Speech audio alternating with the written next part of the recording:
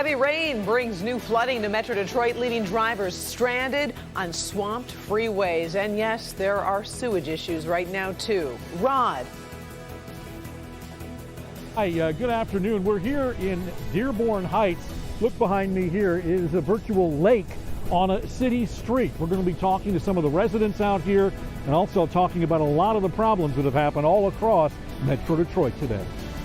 Storm Tracker 4 showing you the system that continues to dump rain on southeast Michigan, and it could go on for several more hours.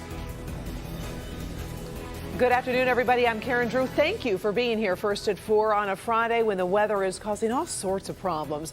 Let's get things started with Andrew Humphrey and a look at what's causing this new round of flooding. Andrew.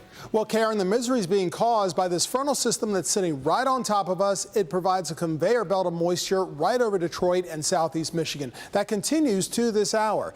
The rain has become a little bit lighter. We've seen steady, heavier rain within the past few hours, but you're still seeing at least steady light rain from where Rod is over in Dearborn Heights to us right here in Detroit. Some of that heavier rain in areas of dark green, stretching from Shelby Township across M59 into the Pontiac area and also into Livingston County. We still have flood advisories up until 5 this afternoon for Oakland and Macomb counties. Washtenaw County, you're in the clear, but only for now because there's more rain in the forecast. Flood warnings remain up for Detroit, all of Wayne County until 5:15. So for the next hour and 14 or 15 minutes, we still have more moisture down to our south and west. That's a little bit heavier, but a little bit more scattered down toward Adrian. So this is what we can expect in my SOGGY timeline. Persistent rain in many areas until 6 p.m. It becomes more scattered later tonight, but another round of steady rain while we sleep later on tonight. We'll go over what you can do and, of course, the full forecast for tonight and your weekend in minutes.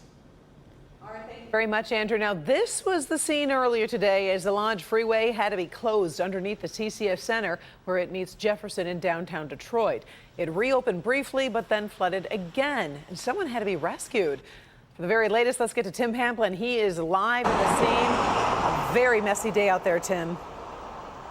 Yeah, Karen, we've been here since the noon show. It's been awful. As we zoom in, we've got a little bit of a lull in the showers, but earlier the water was just spewing out of these manhole covers. It goes up and it comes down. Let's get to the video. A young man was sitting in his vehicle, got stuck in this flood water. That called out the authorities, sitting on the roof of his vehicle, and then they got the boat. I think that's MSP, got their rescue boat out, managed to get the man off of his vehicle and to safety. But like I say, when it rains, it pours out here. We're in a little bit of a lull. You can actually see from the debris field down there, when the rains come down, the freeway fills up. And with, as Andrew says, more rain in the forecast. Just better be careful out here, I guess. Back to you in the studio, Karen. Right. Thank you very much, Tim. Stay safe yourself. Meantime, tow trucks have also been busy at Lawndale and Fort in Detroit. Standing water was too high for some vehicles to get through, while other drivers decided to take the risk. The general rule here, if you can't tell how deep the water is, do not go through it. In one Dearborn Heights neighborhood, the main street has become a river filled with garbage receptacles. People are also nervous about sewers backing up, sending water, or worse, into their basements. Rob Maloney live this afternoon in Dearborn Heights with a look at where things stand right now. Rod, what a mess. Well, it's pretty terrible here at Hanover and Telegraph. Again, take a look behind me here now. We can't see it now, but just a couple of minutes ago, they were literally using kayaks to get around down here on Hanover in Dearborn Heights. And I can tell you, this is not the first time we have been in this neighborhood over the last couple of years with this kind of flooding. It's rather intense. Many of these basements are full of water. And in fact, the water is probably up to the middle of the living rooms in some of these places as we look at the situation. Now, there's a car behind me here, too, that also has water up to its wheel wells. We talked to a gentleman, his name is Dan Murray, and he lives in the neighborhood here. And unlike the other houses, his house sits on a slab. So he hasn't quite seen a lot of flooding just yet. But let's hear from him and how he looks at this situation. I'm at a slab house, and my heat ducts is, that's what I'm judging it by right now. My heat ducts are probably a quarter full of water right now. And so that means the water is coming in, and as soon as it comes up those heat ducts, it's in the house. You know, it's flooding the house. And you expect that to happen tonight? Yes, they say the worst is coming, right? I don't know. Well, one of the things he does know is that is Ecorse Creek behind his house here. That's the water in the creek there. And what he believes happened is that they've been pumping water off of the highways. It goes into the creek, and then it all winds up over here. So let's take another look at this situation here as we've got 2 to 3 feet of water, maybe more, on Hanover Street at Telegraph. People quite literally using kayaks to get around. Reporting live in Dearborn Heights, Rod Maloney, back to you. Well, you feel for those residents there in Dearborn Heights. Thank you so much, Rod. Other news here first at 4. A 50-year-old worker at AK Steel dies after falling from an elevated catwalk. Now, this happened just after 3 this morning at the Cleveland Cliffs facility on South Miller Road in Dearborn. Investigators tell us foul play is suspected. MIOSHA has been notified and will be conducting a complete investigation into exactly what happened. Eastbound M14 is back open at I-275 in Plymouth Township, and that follows a shooting. State police tell us the driver who was shot at called 911, saying the driver of a brown car shot at them during a road rage incident. The victim immediately pulled over as the shooter kept driving. Investigators determined the victim's driver's side door was hit by gunfire. Coming up at 5, Local 4 Defender Sean Lay will have the latest on the investigation into this shooting. We have been reporting about these highway shootings, unfortunately, frequently. First at 4, we're on top of stories making headlines around the world on your Friday afternoon, and we're going to begin in Canada, where a city in Ontario has been hit by a tornado and it's caused extensive damage.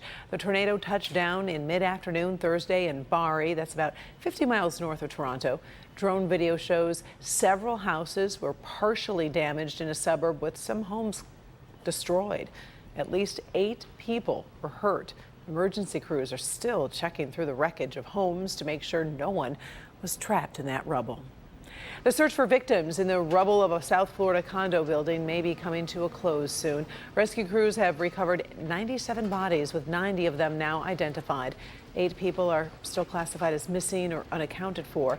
If 7 of them are matched to the still unidentified victims, that would mean crews are searching for 1 more victim in the debris. Crews have not said when they expect that search to end.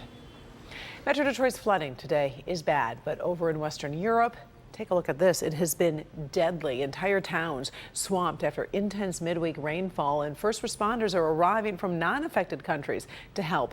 Kimberly Gill working this story, getting the very latest video and information from our newsroom. Kim. Yeah, hi, Karen. Good afternoon. At least 120 people have died, and hundreds more are missing due to the severe flooding in Western Europe.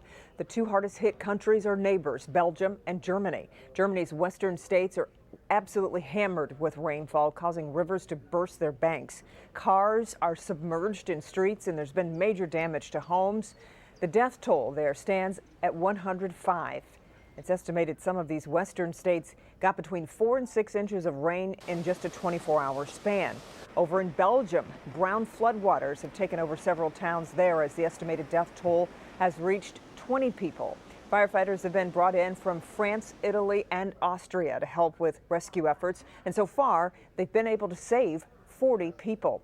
And take a look at this dramatic video from the town of Pippenster, Belgium. The mayor there was giving an interview when one of the upper floors of a home gave way behind him. Look at that. That sent furniture and other household items spilling into the floodwaters below.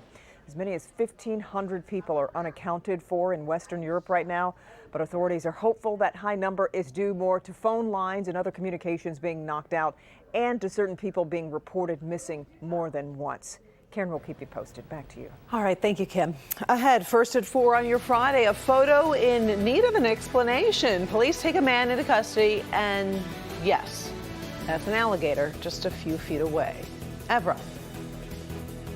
The Motown Museum was forced to close its doors suddenly for the next year. I'm Evrod Cassamy. Coming up, I'll tell you what happened inside that led to the sudden